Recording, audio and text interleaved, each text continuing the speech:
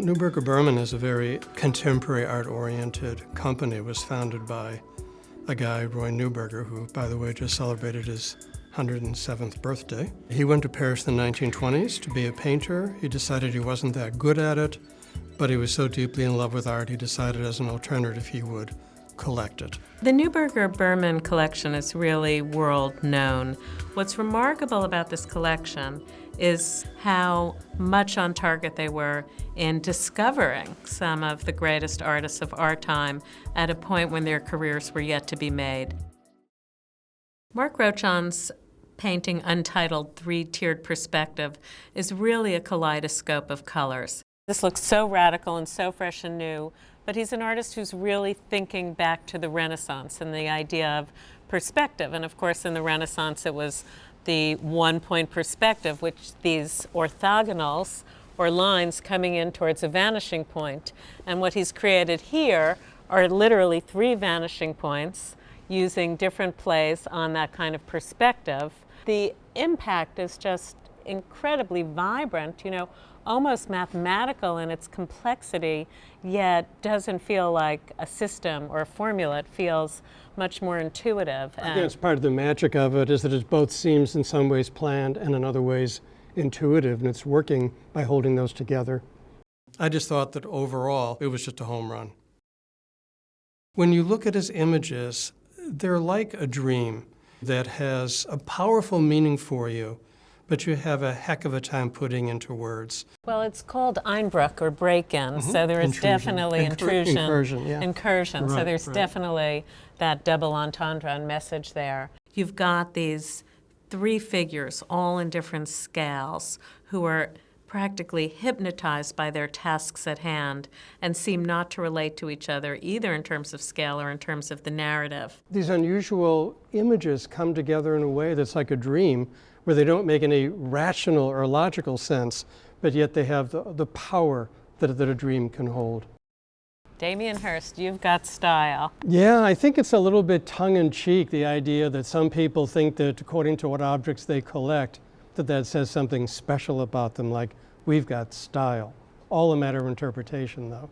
In a very classical sense, it's a still life. A still life is an arrangement of inanimate forms that are composed according to their color, their shape, and that's what he's done, but he's done it within a cabinet. The colors are very beautiful. His art is so, shall we say, dramatic very often that sometimes people aren't aware of the color sensibility that he has.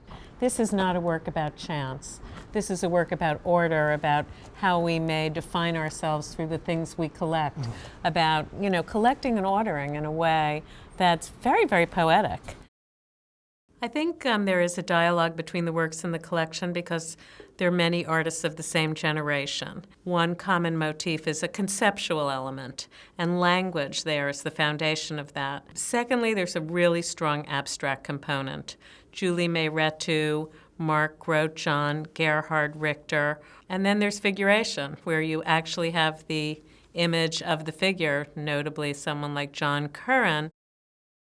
What's so interesting to me about John Currin is that he emerged in the 90s, early 90s, when painting was just not in vogue.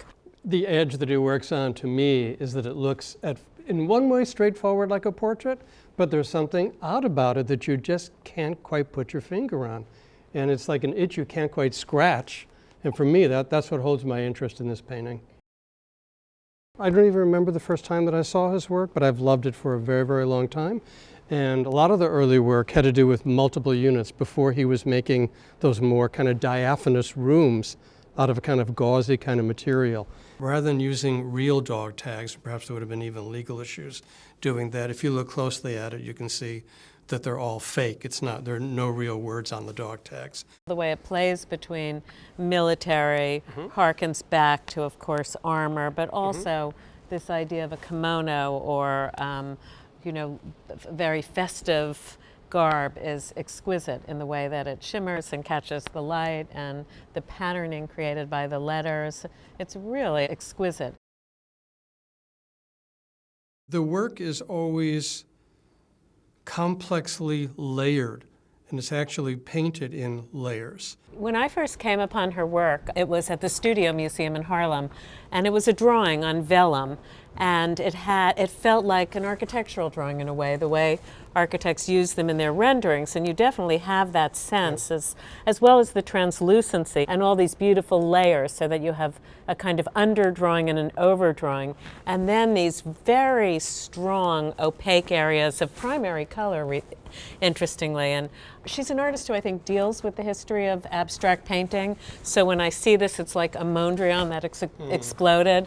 You have these vortexes or swirls of movements, this kind of almost like tornado of forms, and a kind of a apocalyptic almost universe underneath it. Especially with the flame and the fire and the smoke and that kind of thing. Yeah. Absolutely. Very, very complex. This is not slacker art. This is very, very complicated art, and yet, like most successful artists, she makes it look graceful and almost easy. It's not easy, but she makes it look that way.